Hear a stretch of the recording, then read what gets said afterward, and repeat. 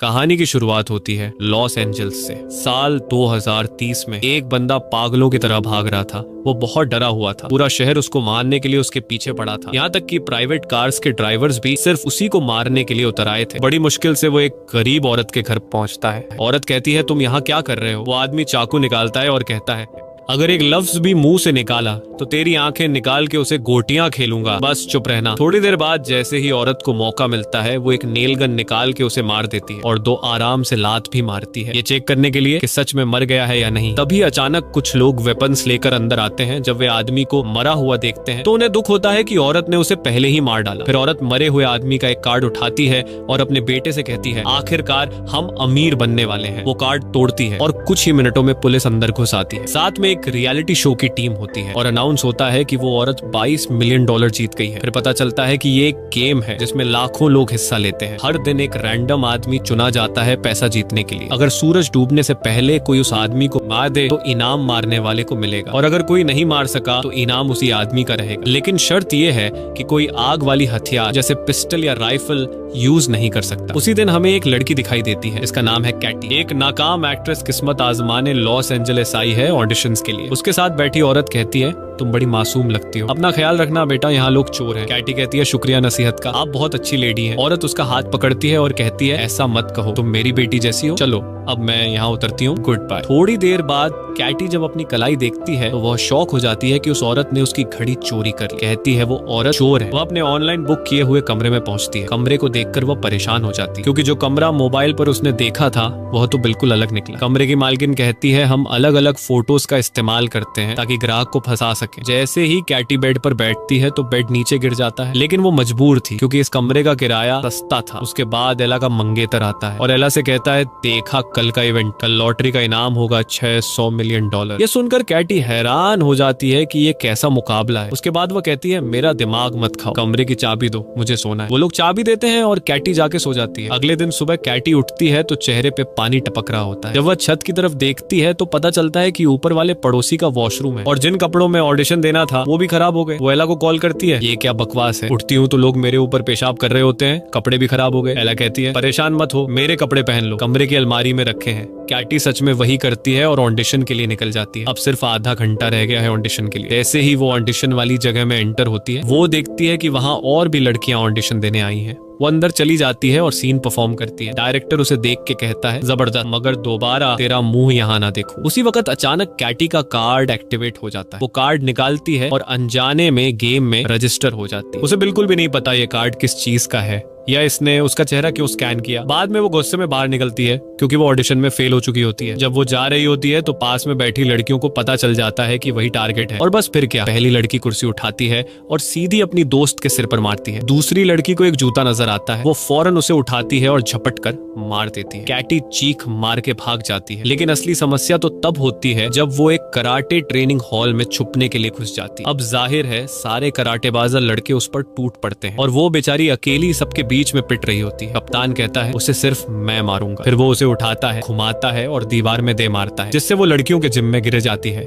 जैसे ही सबको पता चलता है कि वही विनर है, सब उस पर चढ़ दौड़ते हैं। वो कराटे वाले भी पहुंच जाते हैं और सब लड़ रहे होते हैं कि उसे कौन मारेगा। आखिर में कोच उसे गर्दन से पकड़ता है और कहता है, उसे सिर्फ मैं मारूंगा। और जैसे ही वो मारने लगता है तो अचानक नोएल वहां आ जाता है और कोच के कंधे पे घूंसा मार के उसे दीवार में दे मारता है। फिर वो लड़की से कहता है, डरने की जरूरत नहीं, मैं बॉडीगार्ड हूँ और अगर तुम मुझे 10% इनाम में से दोगी तो मैं तुम्हें बचा लूंगा। उसने कहा, ठीक है भाई, तुम्हें पूरा इनाम भी दे दूंगी, बस बचा लो। नोएल उसे अपनी कमर से बेल्ट के जरिए बांध लेता है ताकि उसे बचा सके। फिर वह सारे दुश्मनों को मार गिराता है। तब एक कमजोर सा लड़का आता है। नोएल उसे कहता है, देख, अगर मैंने तुझे मारा तो मुझे ही तरस आ जाएगा, 3 तक गिनती करूंगा, अगर नहीं भागा तो तू गया। वह लड़का तुरंत बोला, अरे सर, सलाम है आपको, और भाग जाता है। फिर वह दोनों बिल्डिंग से निकलते हैं और पता चलता है कि हर 15 मिनट बाद एक ड्रोन उसे ट्रैक कर रहा है ताकि बाकी प्लेयर्स को उसका लोकेशन मिलता रहे। उन्हें एक गाड़ी मिलती है, वह उसे लेकर वहां से फरार हो जाते हैं। लड़की नोएल से कहती है, ये कैसी गेम है जिसमें लोग मुझे मारने के पीछे पड़े हैं, मुझे इस गेम से निकलना है, कोई ना कोई हल निकालो।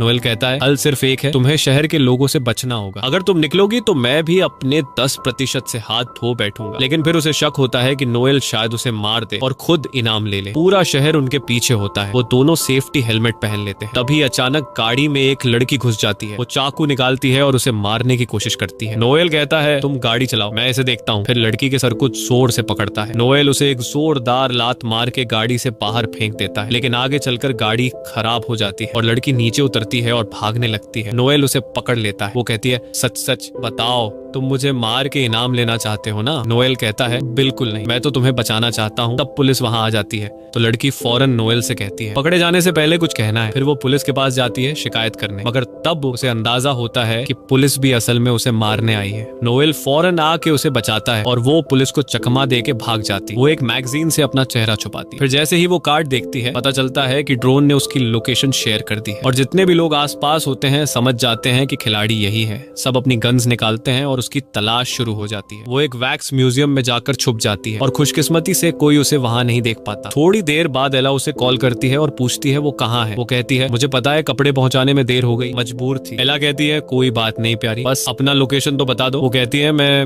अभी म्यूजियम में हूँ, बस किसी को बताना मत। और अभी 1 मिनट भी नहीं गुजरा होता कि एला और डेजी आ जाते हैं। एला उसे मारने की कोशिश करती है। लड़की खुद को बचाने के लिए एक डंडे से वार करती है। वो दोनों से जान छुड़ाती है और फिर उन दोनों के पीछे म्यूजियम का दरवाजा बंद कर देती है। लोगों ने उसे देख लिया। वो फौरन बस से उतरते हैं ताकि उसे मार सके, लेकिन नोएल वहां पहुंच जाता है और उसे वहां से ले जाता है। कैटी कहती है मुझसे नाराज मत होना, मैं समझी तुम मुझे मार दोगे। नोएल कहता है अब ये नाराजगी का वक्त नहीं, 3 मिनट बाद ड्रोन फिर से लोकेशन देगा, सब नीचे आ जाएंगे। कैटी कहती है कि हमें कोई बम प्रूफ पनाहगाह चाहिए जहां हम छुप सकेंगे। नोएल कहता है मिल गई। वो लोग एक बंदे जैक के पास जाते हैं जिसके पास अपने घर में एक सीक्रेट शेल्टर होता है, लेकिन जैक समझता है कि ये लोग चोर हैं और घर लूटने आए हैं। नोएल उसे समझाता है भाई चोर दरवाजे से आते हैं क्या? इतने में पीछे से एक बस आ जाती है जो लोगों से भरी होती है। टाइम कम होता है तो वो लोग जैक को धमकी देकर अंदर घुस जाते हैं। उसे शेल्टर का पासवर्ड मांगते हैं और जैसे ही वो अंदर जाते हैं लोग घर पर हमला कर देते हैं। तो कैटी जैक को तीर मार देती है ताकि वो बेहोश हो जाए और किसी को पासवर्ड न बता सके। और अब नोएल और कैटी आपस में बात करने लगते हैं। कैटी अपनी नाकाम एक्टिंग की कहानी सुनाती है और कहती है कि अब मेरा कोई भविष्य नहीं। फिर वो नोएल से पूछती है कि तुम हमारी मदद क्यों कर रहे हो? नोएल कहता है कि मेरे लिए सबसे अहम है लोगों की जान बचाना, पैसे मेरे लिए कुछ मायने नहीं रखते। इतने में एला और डीजी भी वहां पहुंच चुके होते हैं। एला जैक को उठाती है और मारने लगती है ताकि वो होश में आए। फिर उसे उठाकर स्विमिंग पूल में फेंक देती है। वो होश में आ जाता है और एला उससे पासवर्ड ले लेती है। नोएल और कैटी अंदर बहुत डर जाते हैं। नोएल एक दोस्त को कॉल करता है और कहता है कि इन सब लोगों के मोबाइल हैक करके उड़ा दो। दोस्त वाकई फोन्स को हैक करता है और ब्लास्ट कर देता है। सब जख्मी हो जाते हैं। ये मौका देखकर नोएल और कैटी वहां से निकल जाते हैं, लेकिन नोएल देखता है कि एक आदमी जल रहा है। वो पानी डालता है और अपने पैर से आग बुझाने की कोशिश करता है। वो आदमी कहता है कि भाई आराम से,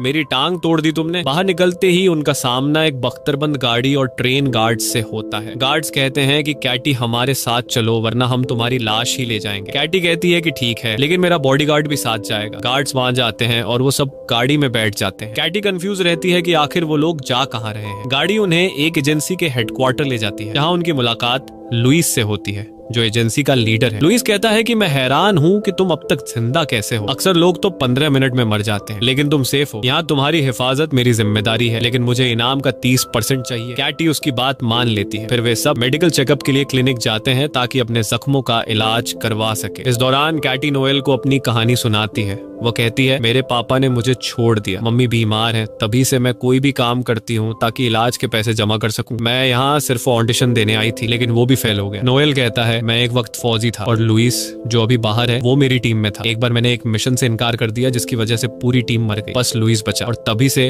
वो मुझसे नफरत करता है। तभी एक लड़की आती है और कैटी से कहती है लुइस तुम्हें सूरज डूबने तक एक सुरक्षित जगह पर ले जाएगा ताकि तुम जीत सको, बस अपना चेहरा इस डिवाइस पर रख दो। ये डिवाइस इसलिए था ताकि एक खास मास्क बनाया जा सके जिससे कोई भी उसे पहचान ना सके। और वाकई में मास्क बन गया, एक बूढ़े आदमी का मास्क। लेकिन नोएल को कुछ अजीब सा महसूस हो रहा था। उसने कहा मुझे लग रहा है लुइस तुम्हें अकेले में मारने का प्लान बना रहा है ताकि वो अकेला इनाम ले सके। लेकिन कैटी को उसकी बात पर यकीन नहीं आया। उसी वक्त लुइस अंदर आता है और दोनों को गैराज में ले जाता है। वहाँ लुइस कहता है कि कैटी एक गाड़ी में बैठे और नोएल दूसरी में। यही कैटी समझ जाती है कि लुइस उसे धोखा देगा। वो उसे नीचे किक मारती। अचानक लोग अंदर घुस आते हैं ताकि उसे मार दे, लेकिन खुशकिस्मती से कोई उसे पहचान नहीं पाता। तो केटी लुइस की एक गाड़ी लेती है और निकल जाती है, मगर लुइस नोएल को पकड़ लेता है और उसे इतना मारता है कि उसकी हड्डी तोड़ देता है। जब केटी भाग जाती है लुइस उसे कॉल करता है और ब्लैकमेल ब्लैकमेल करता है कि वो नोएल को मार देगा। केटी कहती है अब तुम क्या चाहते हो? वो कहता है फौरन आ जाओ शहर के बीच वाले थिएटर में। और उस वक्त सूरज डूबने में सिर्फ 16 मिनट बाकी थे, लेकिन केटी ने फैसला किया कि वो नोएल को बचाएगी क्योंकि वो कई बार उसे बचा चुका था। उसने अपने साथ पिस्तौल भी ली। वहां पहुंचती है तो देखती है कि नोएल जंजीरों में बंधा हुआ है। केटी कहती है अगर तुमने उसे न छोड़ा तो मैं खुद को मार लूंगी और तुम इनाम से हाथ धो बैठोगे। वह कहता है आसान है, मैं तुम्हारी अंगुलियों के निशान मिटा दूंगा और अपने लगा दूंगा। केटी कहती है जबरदस्त आइडिया, मगर मैं लाइव हूँ और सारी दुनिया देख रही है। वह कहता है अच्छा ठीक है, रिलैक्स हो जाओ और पिस्टल दो। केटी कहती है ठीक है, मगर पहले नोएल को छोड़ो और जाने दो। और जैसे ही वो खुद को मारने लगी वह कहता है रुक जाओ, मैं उसे छोड़ रहा हूँ, ये लो चाबी। और फिर कहता है अब आराम से मुझे पिस्टल दो। केटी कहती है मुझे यकीन था कि तुम्हारे दिल में रहम है, ये लो पिस्टल। मगर अचानक उसे एक और तार किक मार देती है। लेकिन लोग अंदर घुस आते हैं और नोएल को बचाने से पहले कीटी को घेर लेते हैं। नोएल खुद को आजाद कर लेता है और लोइस से लड़ने लगता है ताकि वह कीटी को मार न सके। अब सूरज डूबने में सिर्फ 4 मिनट बाकी रह गए थे। इसी वक्त एक और ग्रुप अंदर आ जाता है और कीटी खुद को बड़ी मुश्किल में पाती है। वह थिएटर से भागती है ताकि कहीं सुरक्षित हो सके, लेकिन लोग पीछे पड़ जाते हैं। नोएल लोइस को जोरदार मुक्का मारता है। फिर वह थिएटर का सेट तोड़ता है ताकि कोई कीटी के पीछे ना आ सके, मगर लोइस के आदमी मानव सीढ़ी बनाकर उसके पीछे आ जाते हैं। लोइस इस तक पहुंच जाता है और उसका गला दबा लेता है। कहता है तुम्हारी मौत मेरे हाथों होगी। मगर कीटी फिसल जाती है और एक लोहे की रॉड से लटक जाती है और कीटी ने लोइस की जेब में मौजूद ग्रेनेड की पिन अपनी चाबी से निकाल ली। वह नीचे गिरती है और ग्रेनेड फट जाता है। लोइस मर जाता है और मुकाबले का समय खत्म हो जाता है। जब वह हवा में लटकी होती है लोग उसे बचा लेते हैं क्योंकि वह इनाम जीत चुकी होती है। इसके बाद जोनी आता है और उसे इनाम देता है। खुश नसीब लड़की ने इतिहास की सबसे बड़ी रकम जीत ली, $3,600,000,000। दिन गुजरते हैं और वह बड़ी बड़ी कंपनियां खोलती है, बच्चों के लिए पनाहगाहें बनाती है, गरीबों की मदद करती है और सबसे खूबसूरत बात उसने नोएल से शादी कर ली और उसके साथ खुशहाल जिंदगी बिताने लगी।